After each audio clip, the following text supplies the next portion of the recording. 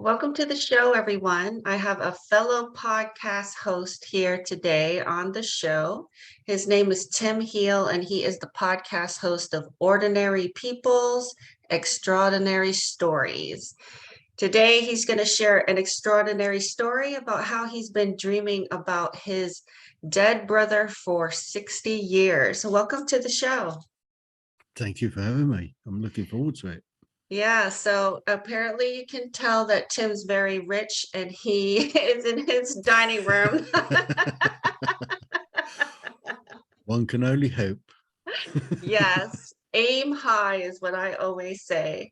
So I'm a prolific dreamer myself. I dream in color, sound, everything like this life, reality that we're in.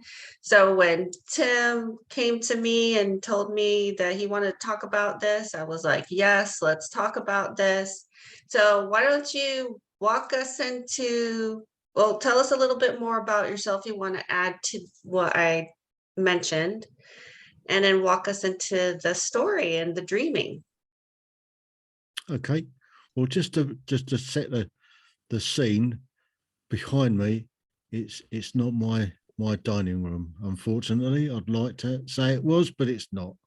Mine's a little bit more humble than that. It's a stately home in England, so I quite like to take pictures of stately homes and use them as a backdrop. So there you go. Let's put that one to bed. I'm just a humble retiree. I, I retired from the British Army in 2018, having done 44 years under the colours.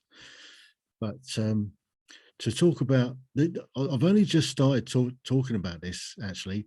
I was on a podcast a little while ago with the Dream Wizard, and I've started to write down, and I'm hopefully going to turn it into a book at some stage. But with my dyslexia and one thing and another, and being fairly busy as a podcast host, it's trying to find time to fit it in. But essentially, my brother, he was an older brother. He was born on the 20th of December 1956. He lived for 16 hours and died, unfortunately. I came along on the 5th of April in 1958, so about 17 months after. And as far back as I can ever remember, occasionally I'll have a dream about him, his life, and my interaction with it and what we've done over the years. And this has gone on for, I'm 64 now, and it's gone on for the best part of 60 years. It's not every night, it's not every week, it's not every month, it's not even every year, but there'll be something that will trigger it off, and I don't know what. It's something totally different every time, but I'll go into a really, really vivid dream about us. My brother was called Stephen Patrick Heale, and I'm Timothy Stephen Heale. Never go by Timothy. If you call me that, I would ignore you.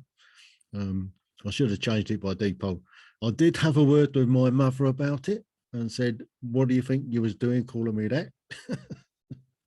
But even she calls me Tim nowadays.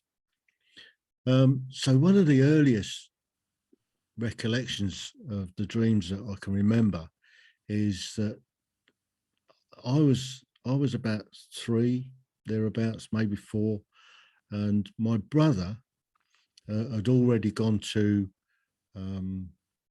nursery school. In England, we start off, I guess it's kind of, you call it kindergarten, but it's a little bit earlier than that. It's a nursery school. You start at sort of the age of 2, 3, something like that. At that school, he met his best mate, and him and his best mate have been best mates from day one. His best mate, his mother is Swedish, his father is English. He was actually born in Sweden and lived there for the first 2 years of his life. His father was posted back from Sweden to England and worked for de Havilland's.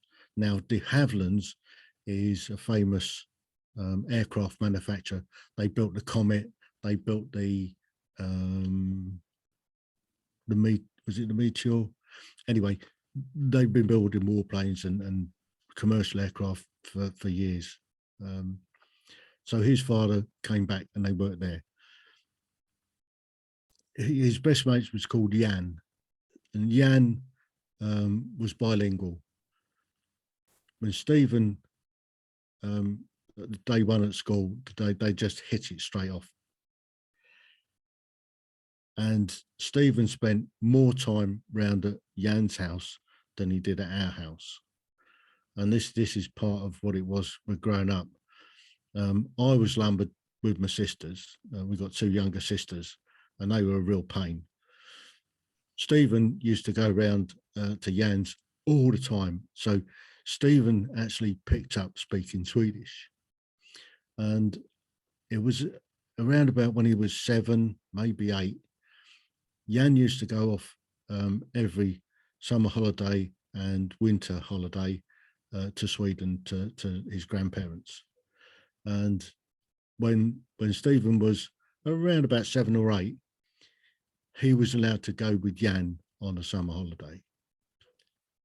And I was fortunate a few years later to be able to go on that same summer holiday with them, leaving the sisters at home. And so I've got a very clear picture of the area in Sweden. And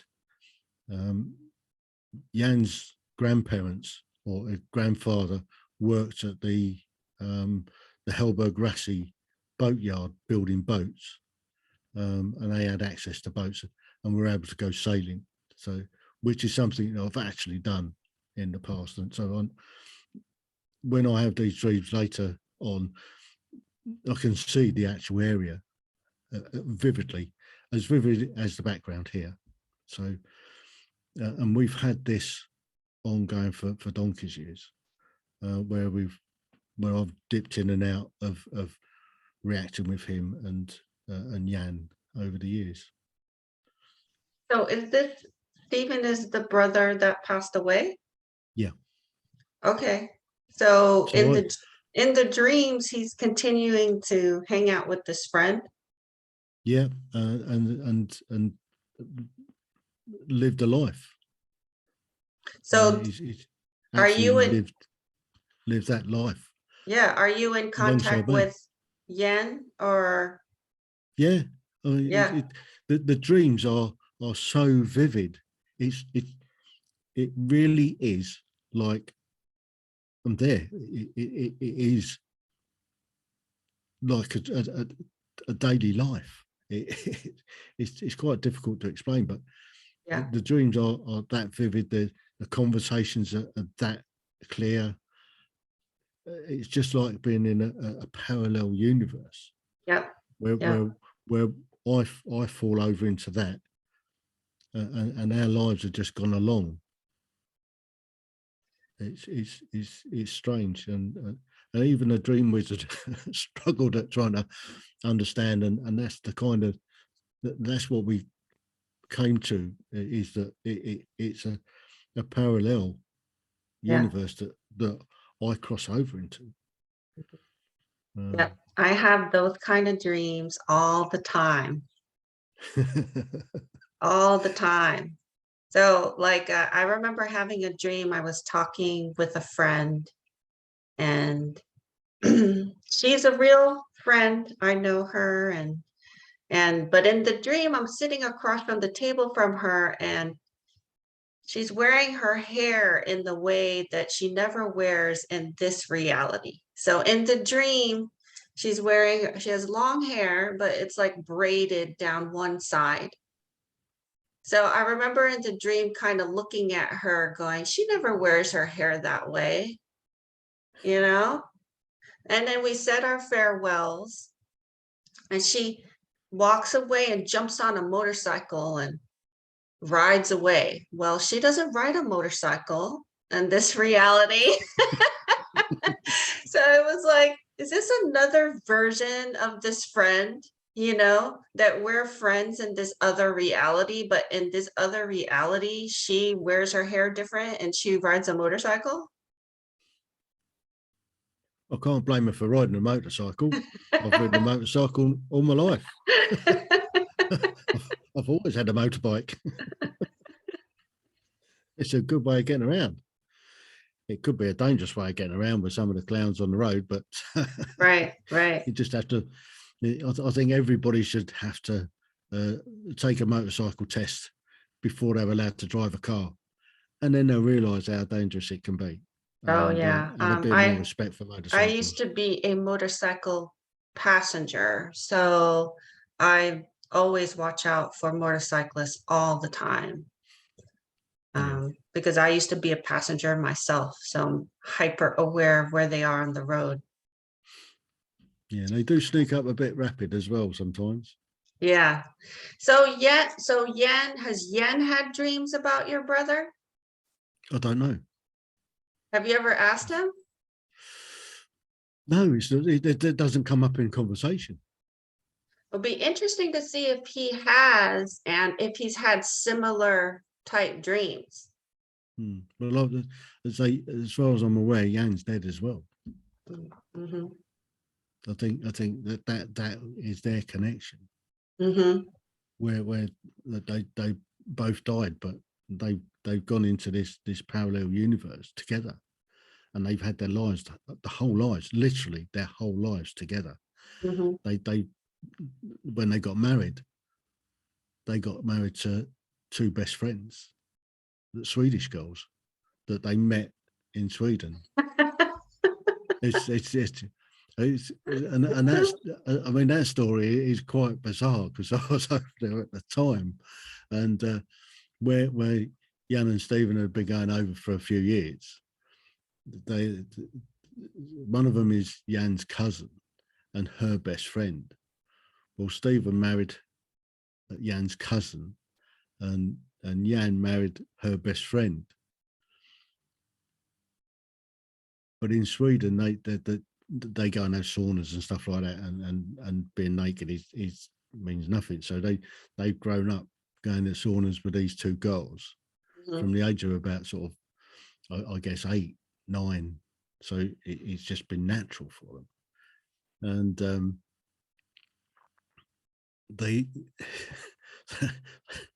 the the girls were coming over to England, and they were coming over by boat, and Jan and Stephen were coming back on the same boat from Oslo. There used to be a line that used to come across to Harwich from Oslo, and they were on this ship. And back in those days, you dressed for dinner on the ship, and they must have been about 10 or 11, and and the girls had dressed up, and that was the moment that the boys actually fell in love with them. all the time before, they've just been like mates. I mean, just hang out together. They go down the beach, they go sailing together. And it wasn't until they actually dressed up and looked gorgeous at sort of the age of sort of 11 or 12 Mm-hmm. that they fell in love with them, and vowed that they were going to get married. And when they were around about 21, I think they were, when they got married, and they had a double wedding. They did pretty much everything together. Mm-hmm. Um, but Jan's mother was really funny. She although they spoke English at home all the time, when there was company around, she'd revert to speaking English. But if something started going wrong, I mean, she'd go, panic, and start swearing and everything in Swedish. She was just so funny, because when things started to go wrong, she'd just lose it and go into a panic mode. It was quite funny watching her do that. And then just revert to swearing and everything in Swedish, which was quite amusing. So, did you know Yen? Did you know him personally? No, no, it's like, I met him in a dream with Stephen. Mm-hmm. Oh, Um, okay. so that's So as far as I know, Jan didn't survive either, Hmm. which makes it even stranger. And as for the girls, I don't know, but they're in this parallel universe. Yeah. So what does Stephen look like? He Did looks a bit like me, but not quite so gorgeous. did you ever share with your parents that you were dreaming about him? No, I've only No. just started sharing it with it's all came about because of this podcasting malarkey. Mm-hmm. And somebody says to me, why don't I write a book about my life? Well, I've told my life story, and I'm trying to put that into a book as well, which is coming along slowly, Yes. but it's Mhm. coming along. And but I got to thinking, well, I've had this parallel life all my life. Why don't I tell that? Mhm. And I've got a rough sort of working title for it. It's the life that never was, that should have been. So, right, and I've started chronologically trying to get some of the stuff down for that, and it's coming along, but it's going to take a while. Put it that way. Yeah. I think he's showing you that life continues, you Yeah, I know, hope so. or yeah, and that even if he was a baby and he passed away, he grew up into a young man and fell in love and had a Yeah. best friend and got married. And I've heard this from psychic mediums that if if there's a baby or young child that dies, they continue to grow on the other side. Mm. That they So, continue, they just grow into, an adult. And either this yeah. is a parallel lifetime or this is what they're doing on in heaven or the other side. Do you know what I mean? Oh, parallel universe. Right. Which is It's, heaven is a parallel universe. yeah. So, but it's. I mean, I'm starting to ask questions about it because I just thought it was normal. Oh, yeah, me too, because I mentioned off air that I'm the one that's dreaming about people who passed away and animals that pass away. I'll dream about them. I thought everybody was like me. And my mentor was like, no, not everybody has those kind of dreams. And, it may be a sign that you can get messages from spirit that you're able Mm, to remember communicating or seeing them and they're coming in your dream state. And I was like, oh, okay. yeah. So I get ready because if somebody passes away that I know personally, I will usually dream about them in the first couple of days of their passing. Usually, not always. Mm. Yeah. Well, if I did that, I'd never get to. I'd never get to wake up because there's so many I've lost. Yeah. I mean, one one year, just a few years back, I went to 20 funerals in 1 year of mates, Oh my gosh. all of my era. Um, they were dropping like flies. Um, so I'm lucky to be here, actually.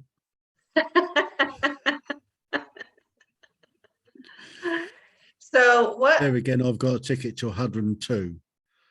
So I'm going to be a Chelsea pensioner. And once I've got my second telegram off the King, that's it. I'll do one. So what was the most recent dream you had about Stephen? Do you remember? Yeah, I talked about this one to the Dream Wizard actually. This was probably a couple of years ago that I had it, and Stephen's son was getting married to Jan's daughter,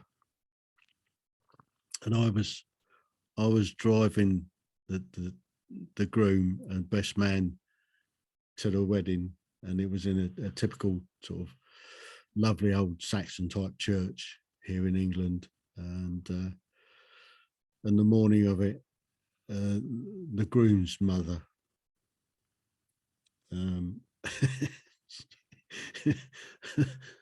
what's going on? Just Jan's mother. She was panicking that the flowers weren't going to turn up on time. This wasn't going to happen. That wasn't going to. She's running around swearing in Swedish. She's so funny, really is. I mean, and that was one of the things that really stuck out. And I was driving the two boys, but I had to pop round to Jan's parents' house to pick up some flowers, the carnations and everything to go in the lapels. She said, calm down. It'll happen, it's fine. But that day was quite funny. And we'd gone through the day, had the ceremony and all the rest of it, and we'd gone to the wedding breakfast. And the thing that actually woke me up was the best man's speech. And I woke up laughing my head off, absolutely laughing my head off. He was so funny. Some of the things that he came out with, and I actually woke up laughing. And I think that happened. It was one of the bizarrest things I've ever woke up. I mean, I thought I was there and everything. I'm just sat sort of off to one side with my wife watching this. And so I just woke up laughing my head off. And I'm thinking, did that happen? Yeah, it did. Thinking, how did I get here?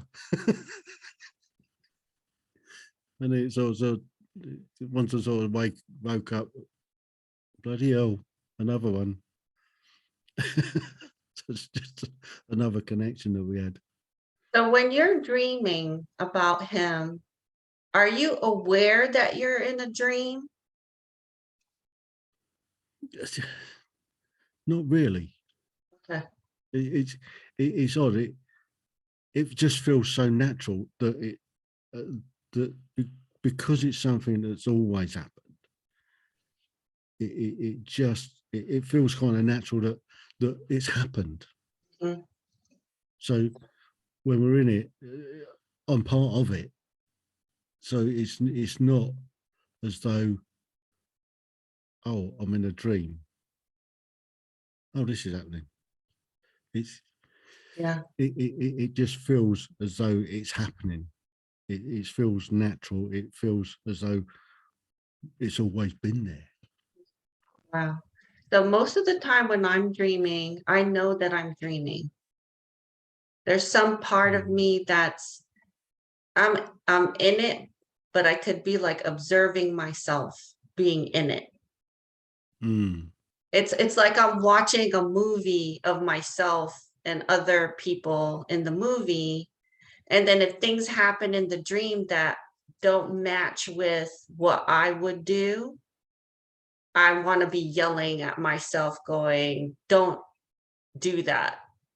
Does that make sense? Yeah. Yeah. I don't see me in it as a third person. I see it You're just as in it. me. Yeah, Yeah, you're just in it. I'm Yeah. just part of it. It's just Yeah. because I've always kind of been there, if that makes Yeah. sense. Yeah. I don't look at it from afar Yeah. as looking down on the scene. I'm actually in the scene. Which makes me curious now when people do dream and recall it, are they in it like a real reality, or are they observing like I am most of the time? You know, it's like I'm in it, Yeah. but I'm still me. I'm watching the other version of me. And I may not necessarily be able to control the dream version of me either.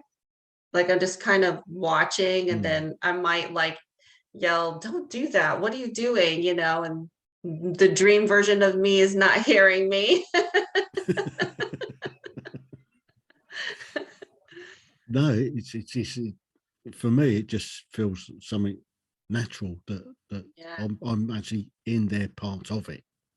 I don't see it as a third a third person. And even we've had over the years, I've had conversations with Stephen about stuff that he's told me about. Um, he told me about his when him and Jan joined the Royal Marines. Told me about their training and what they went through, and the first sort of couple of years, 3 years that they were in the Royal Marines, they were never at home, and which is why they decided to leave the Marines in the first place. They did 4 years in the Royal Marines, left, and then came and joined the army to my battalion. so, so, so we spent time in the battalion together, and Mhm. we played. I mean, from kids, we used to play rugby, and I always, I mean, I spent best part of my life playing rugby at scrum half.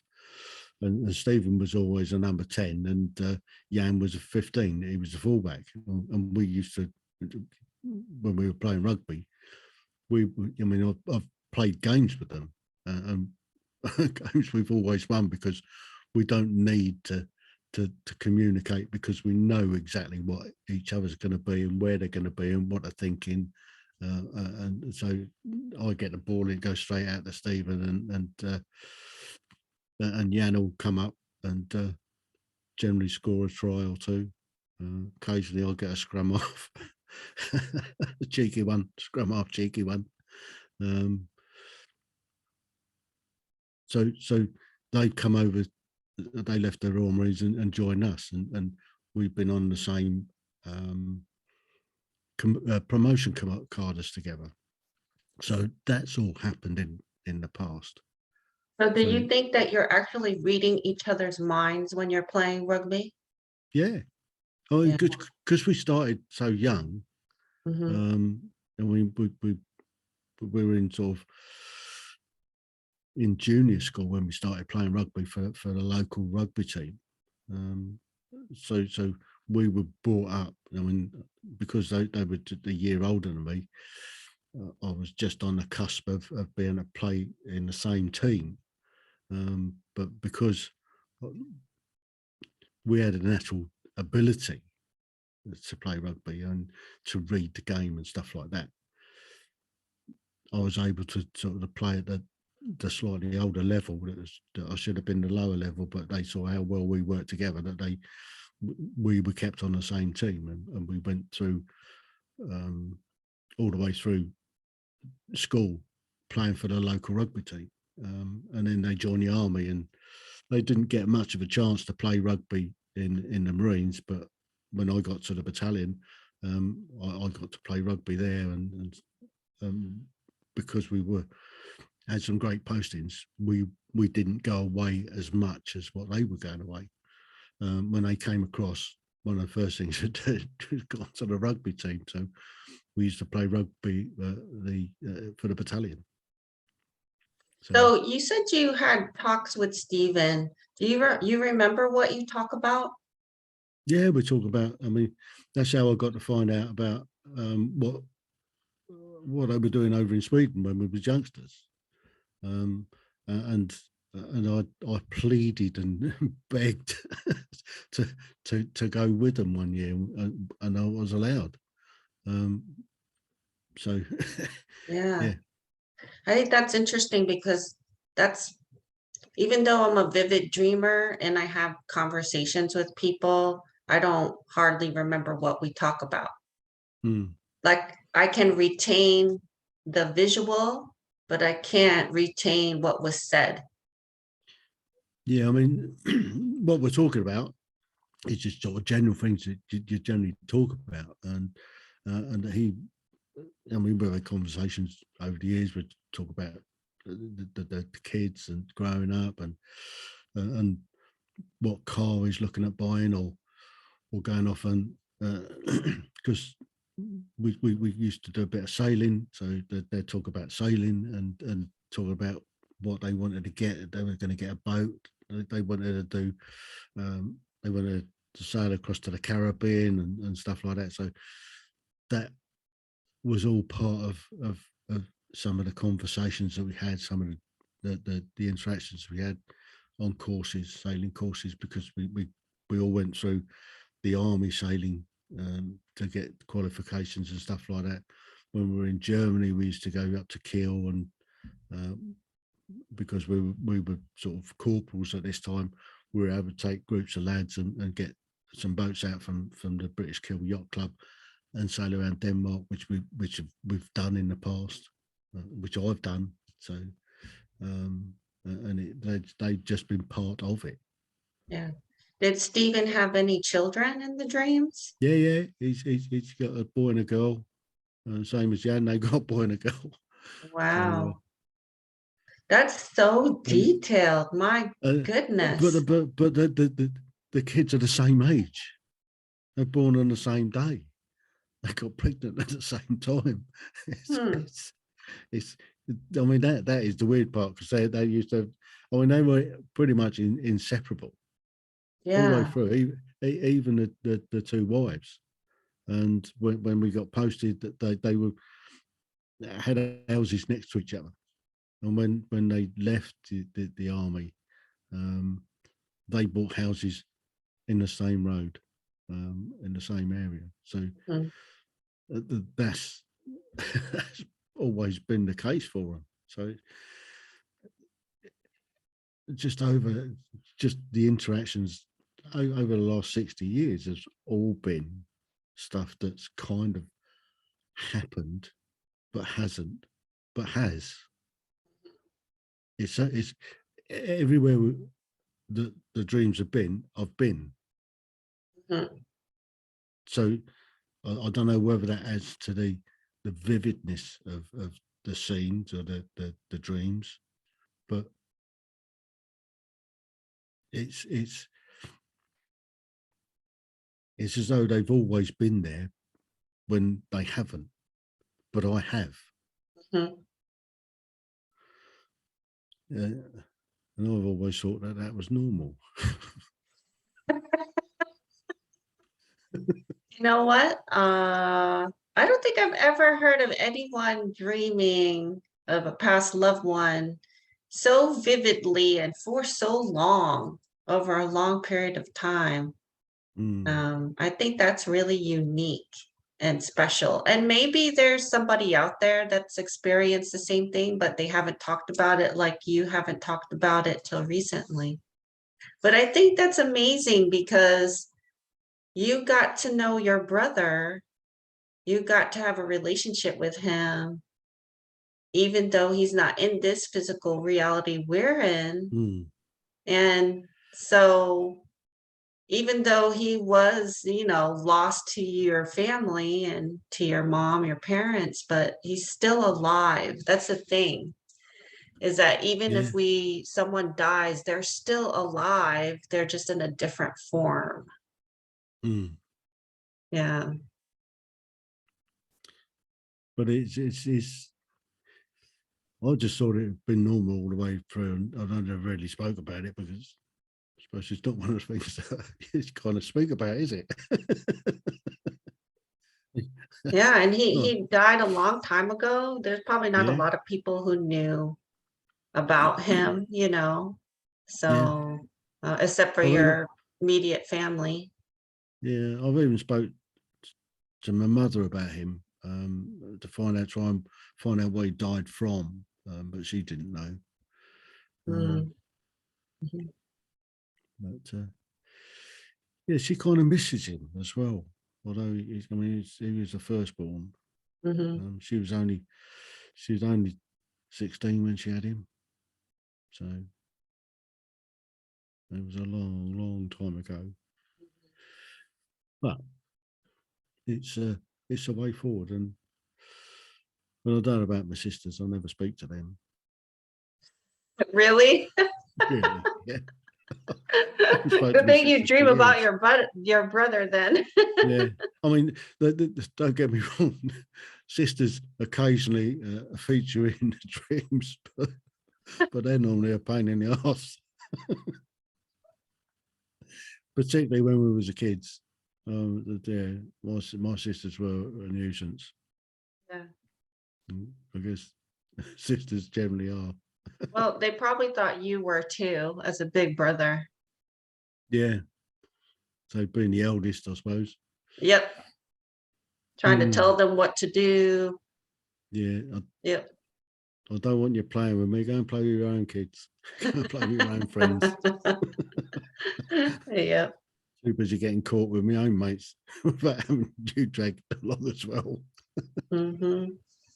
So thank you for sharing that. I thought that was really unique and interesting. And if anybody has lost anybody in their family or loved one, there's a possibility they could continue with their lives, just like Stephen. Yeah, And you may not be dreaming about them, but it doesn't mean that they're still they might not not be there there.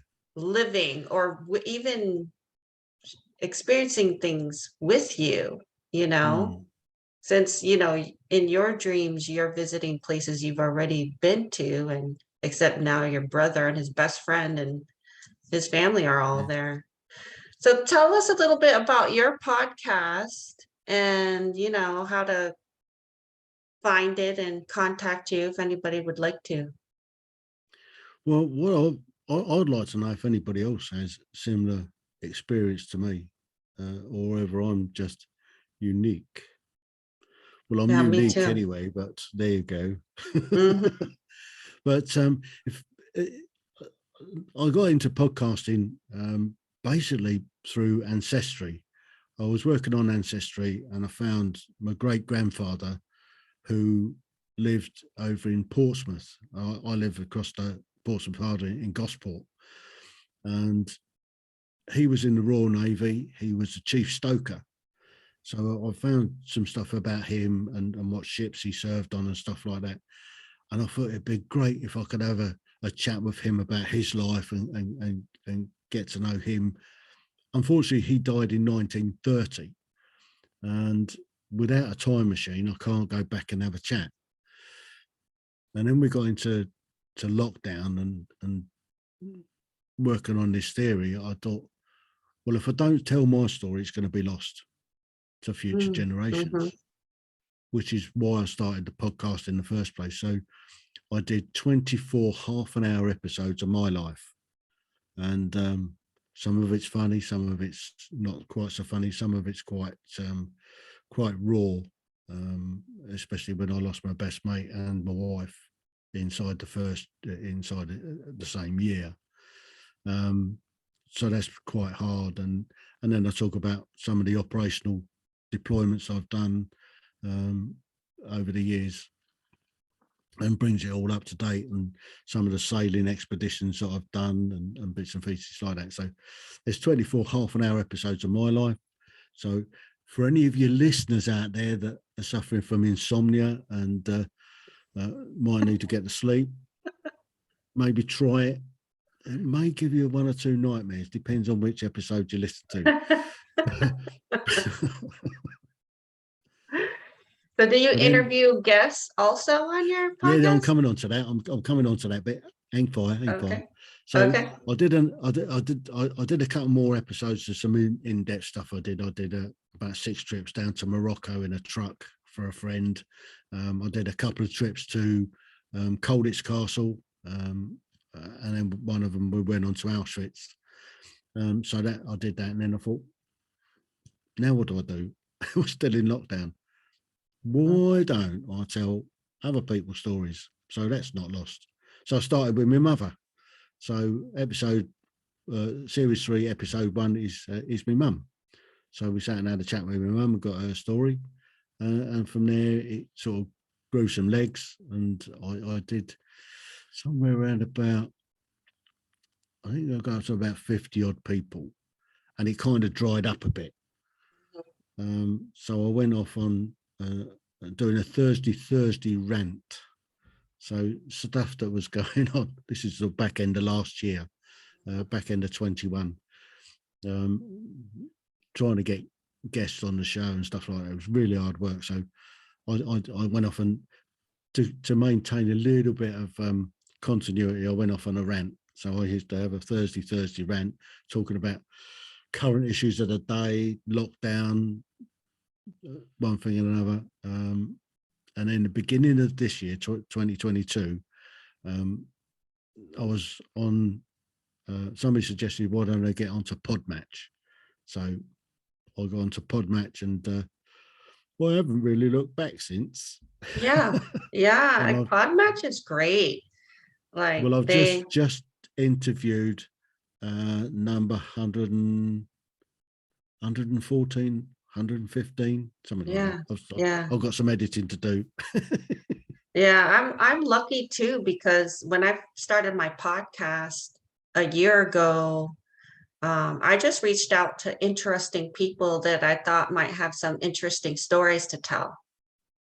And since then, I've have plenty of people come on the show, and I also am a member of Podmatch, so I always look at people who want to be a guest, and it's a fun way to meet people all over the world and get to Well, know them and talk with them, and it's fun. I've learned so much in this last 3 or 4 months that I've been on Podmatch. Hmm. Um, I, funny enough, I've managed to. I'm not quite sure how I've done it, but I've managed to be the number one host on Podmatch for the last 4 months. Every Wow. month I've hit number one, for being a number one host. I've got a little ambition where I want to try and be number one host and number one guest in the same month. And hence why he's on my podcast today. There you go. Well, Tim, it was so fun talking to you, and make sure everybody out there check out his podcast. It's called Ordinary People's Extraordinary Stories. And thank you for being on the show. No, it's been an absolute pleasure. And yeah, 114, 115 people so far. And they're coming out twice a week, on a Sunday and a Wednesday. There are one or two others that come out sort of in between, if they match it up with something that they're doing that they want to give a bit of a boost to. Yeah. And Right. if you do go on, they're on YouTube. If you go onto YouTube, please click the subscribe button. They're on Spotify. They're on all the podcast apps, Apple, Google, whatever.